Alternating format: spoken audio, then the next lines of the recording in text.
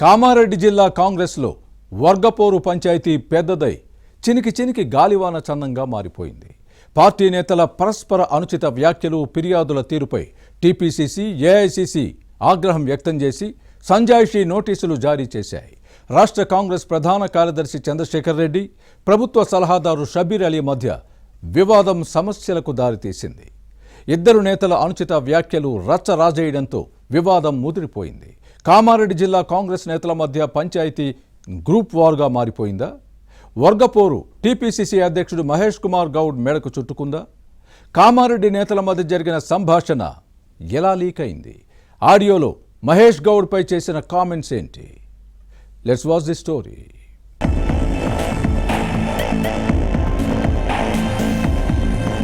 కామారెడ్డి కాంగ్రెస్ లో భగ్గుమంటున్న వివాదాలకు పార్టీ నేతలు భారీ మూల్యం చెల్లించుకునే పరిస్థితి వచ్చింది.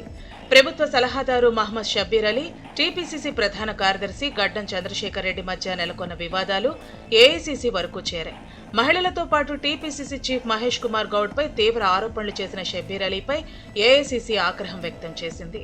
పార్టీ పదవులను అమ్ముకుంటున్నారని షబ్బీర్ అలీ మాట్లాడిన వీడియో రాజకీయ వర్గాల్లో చర్చకు దారితీసిన నేపథ్యంలో కాంగ్రెస్ పెద్దలు మండిపడ్డారు.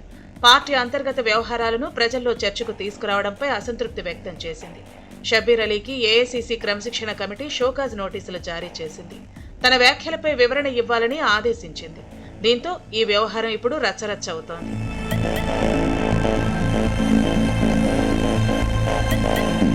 ప్రభుత్వ సలహాదారు షబ్బీర్ అలీ, టీపీసీసీ ప్రధాన కార్యదర్శి చంద్రశేఖర్ రెడ్డి మధ్య కొద్ది రోజులుగా వివాదం సాగుతోంది. వీరిద్దరూ 2 గ్రూపులుగా విడిపోయి ఒకరిపై మరొకరు ఫిర్యాదు చేసుకున్న విషయాన్ని ప్రస్తావించుకోవాలి. దీనిపై టీపీసీసీ క్రమశిక్షణ కమిటీ చంద్రశేఖర్ రెడ్డికి నోటీసులు ఇచ్చిన విషయాన్ని గుర్తు చేసుకోవాలి. ఈ క్రమంలోనే ఈ నెల 12న చంద్రశేఖర్ రెడ్డి భార్య, కాంగ్రెస్ మహిళా నాయకురాలు గడ్డం ఇందుప్రియ కామారెడ్డి జిల్లా ఎస్పీ కార్యాలయానికి వెళ్లి షబ్బీర్ అలీపై ఫిర్యాదు చేశారు. పార్టీ అధిష్టానంతో పాటు తోటి నాయకులను విమర్శిస్తే సహించబోమని హెచ్చరించడం చర్చనీయాంశమైంది. టీపీసీసీ చీఫ్ మహేష్ కుమార్ గౌడ్ గురించి తప్పుగా మాట్లాడితే భారీ మూల్యం చెల్లించుకోవాల్సి వస్తుందని వార్నింగ్ ఇవ్వటం రగడకు దారితీసింది. షబ్బీర్ అలీ అన్న కొడుకు తనను అసభ్యకరంగా ట్రోల్ చేస్తున్నారని ఇందుప్రియ మండిపడ్డారు. క్రియాశీలక రాజకీయాల్లో ఉన్నాననే తనపై కుట్రలు చేస్తున్నారన్నది ఈ నేతల ఆరోపణ. సీనియర్ నాయకుడనని చెప్పుకునే షబ్బీర్ అలీ మహిళల పట్ల ప్రవర్తించే తీరు ఇదేనా అని ప్రశ్నించడంతో కామారెడ్డి రాజకీయాలు వేడెక్కాయి. మరోవైపు టీపీసీసీ క్రమశిక్షణ కమిటీ ముందు హాజరైన చంద్రశేఖర్ రెడ్డి షబ్బీర్ అలీ తీరుతో పార్టీకి నష్టం జరుగుతోందని ఆరోపించడం చర్చనీయాంశమైంది.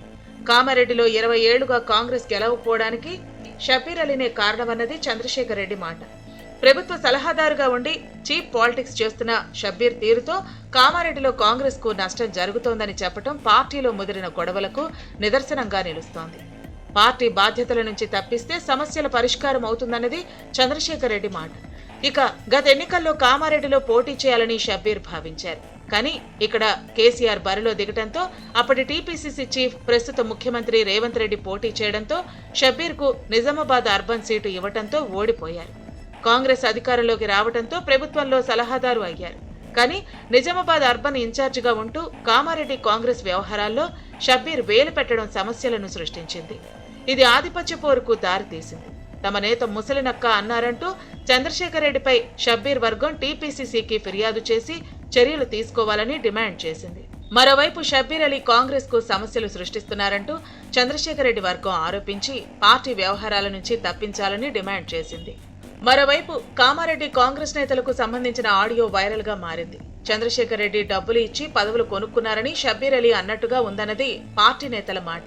అలాగే డబ్బులకు పదవులు అమ్ముకుంటున్నారంటూ మహేష్ గౌడ్ పై షబ్బీర్ అలీ చేసిన కామెంట్స్ రచ్చను రగిల్చాయి.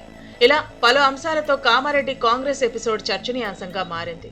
చంద్రశేఖర్ రెడ్డి, ఇందుప్రియ వరుస ఫిర్యాదులకు తోడు మహేష్ కుమార్ గౌడ్ తో పాటు పార్టీ నేతలపై షబ్బీర్ అలీ అనుచిత వ్యాఖ్యలు చేసిన వీడియో వైరల్ కావడంతో ఏఐసీసీ క్రమశిక్షణ కమిటీ అప్రమత్తమైంది.